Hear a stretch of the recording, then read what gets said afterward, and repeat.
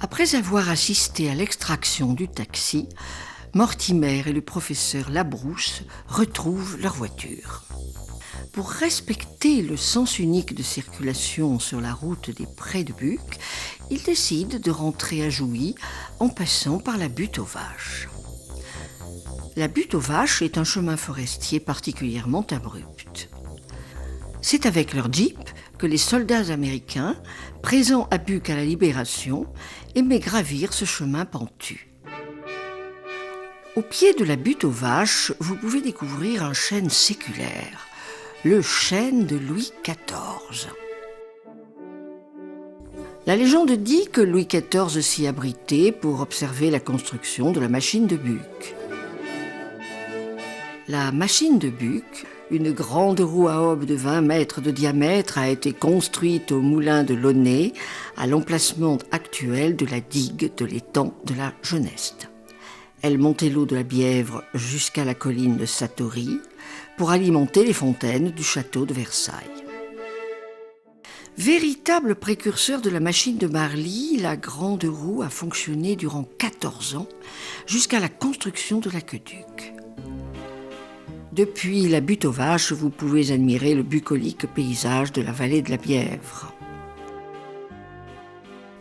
La Bièvre, anciennement ruisseau des Gobelins, est une rivière au passé historique qui prend sa source au hameau de Bouvier à Guyancourt. L'origine de sa dénomination est double. L'une se réfère aux Bièvres, ancien nom français du castor, et l'autre au fait que Bébert signifie de couleur brune, comme ses eaux. En amont de Buc, la rivière traverse les étangs de la Minière. L'étang du Moulin Renard et de Braque, l'étang de la Minière et l'étang du Val d'Or. Le premier étang de la Minière a été créé en 1668 à l'initiative de Jean-Baptiste Colbert. En 1960, à l'emplacement des actuels étangs, se trouvaient des marécages entourés de broussailles impénétrables où pullulaient les moustiques et les grenouilles. L'ingénieur des eaux et forêts, Paul Kerjean, voulait ouvrir la forêt aux habitants de la région. Il fit décharger 400 000 mètres cubes de terre sur les marécages et réaliser ainsi son projet. Pour des raisons de sécurité, la plage de l'étang fut fermée 10 ans plus tard. En aval du déversoir de la Geneste, la rivière, ainsi régulée, serpente tranquillement au pré Saint-Jean pour le plus grand plaisir des randonneurs. Ce document de 1895 indique que la Bièvre, à cette époque, traversait le village par 2 bras, la rivière de Bièvre et la Morte Rivière. Un lavoir y était installé.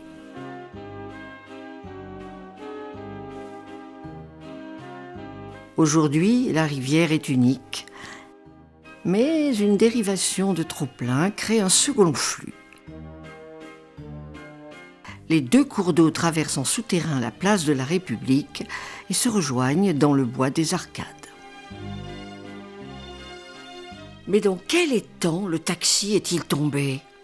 Vous le saurez en rejoignant la borne 12. Pour cela, continuez le chemin des Marais jusqu'à la rue de l'Égalité. Au carrefour, poursuivez tout droit sur la rue Massotte. Sur votre gauche, vous pouvez apercevoir le château de la Sauvegarde.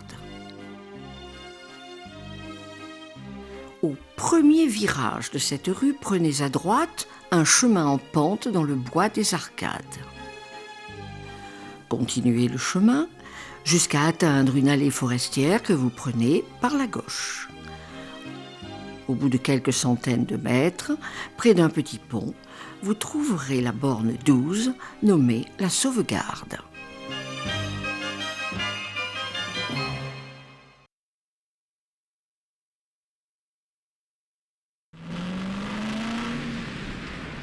C'est en direction de Jouy que le taxi de Mortimer rencontre une voiture américaine qui accélère de façon suspecte. Ernest, le chauffeur, n'y comprend rien, mais s'accroche.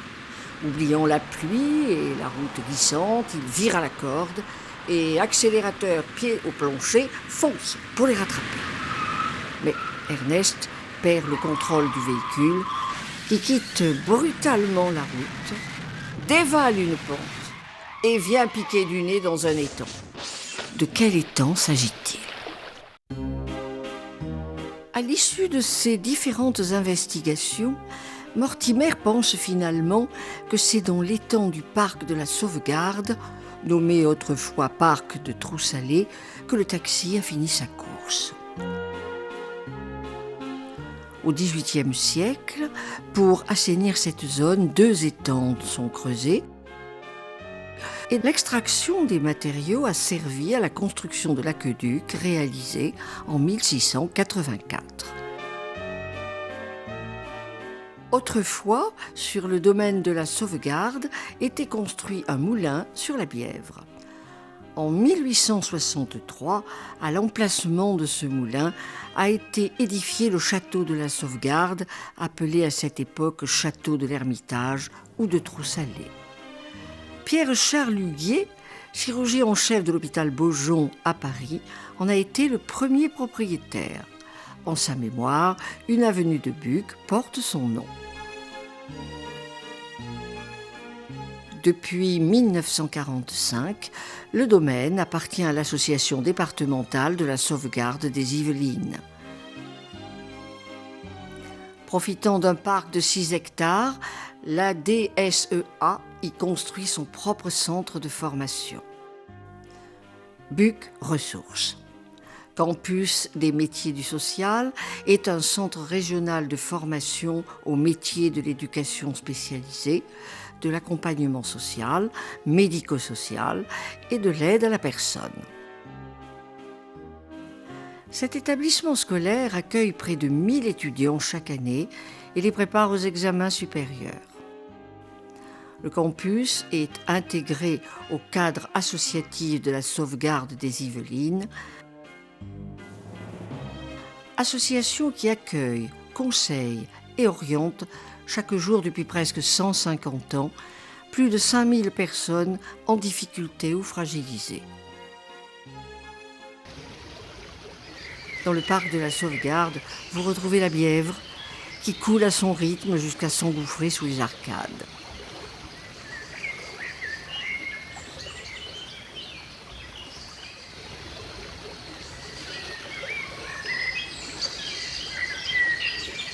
La Bièvre.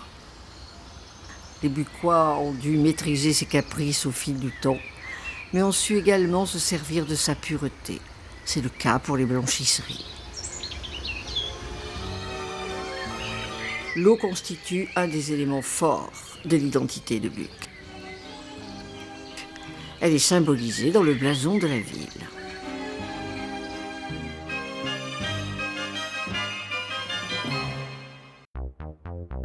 Mortimer vous félicite de l'avoir accompagné tout au long de ce périlleux parcours et souhaite que vous gardiez un excellent souvenir du riche patrimoine de la ville de Buc.